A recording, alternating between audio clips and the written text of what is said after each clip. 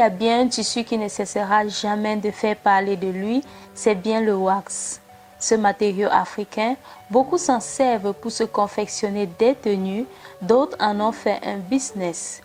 Aujourd'hui, dans notre émission Success Story, nous présentons une jeune femme entrepreneur, polyvalente et autodidacte, qui rencontre depuis quelques années déjà un succès extraordinaire et qui aujourd'hui fait la fierté de l'Afrique.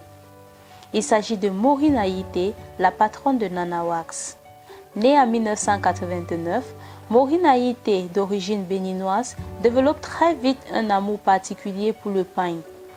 Avant de connaître son succès, Maureen Ayité n'était qu'une étudiante en langage de signes à Paris. Elle ne savait ni coudre, ni dessiner. De manière plus simple, elle n'avait reçu aucune formation en design et en couture.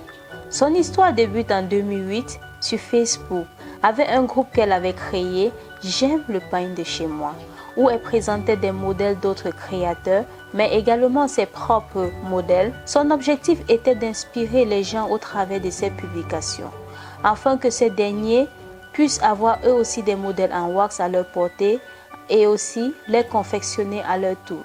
Au vu de nombreuses demandes sur le comment s'en procurer les modèles qu'elle publiait, Maureen Ayité a répondu à l'appel du monde du business.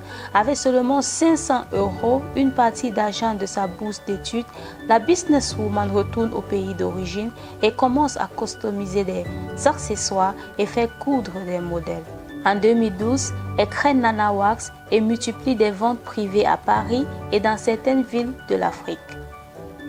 Sa première boutique voit le jour à Cotonou, au Bénin, et très vite, sa caractéristique de businesswoman la pousse à ouvrir 7 autres boutiques dans d'autres pays africains tels que le Sénégal, la Côte d'Ivoire, le Bénin, le Togo.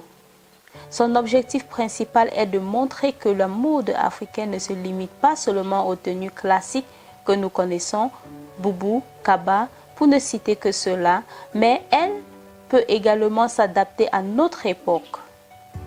Ces créations sont faites à partir des tissus peints venant tout droit du Bénin et d'Afrique du Sud. À côté de ça, elle a des tissus indiens et marie très souvent le tissu peint avec de la soie et de la crêpe.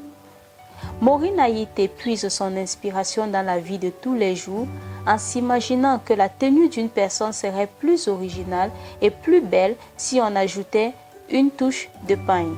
Elle tire également son inspiration sur les tapis rouges et de son idole Rihanna.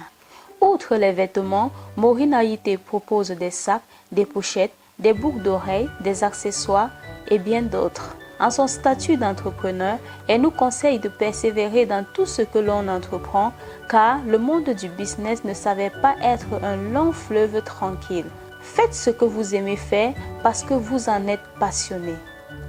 Comme vous pouvez le constater, Maureen Ayité est un modèle de réussite dans l'entrepreneuriat africain et n'a pas fini de faire parler d'elle. C'est sur ces mots de fin que nous vous donnons rendez-vous pour une très prochaine success story sur Gina Zao Business TV. À très bientôt.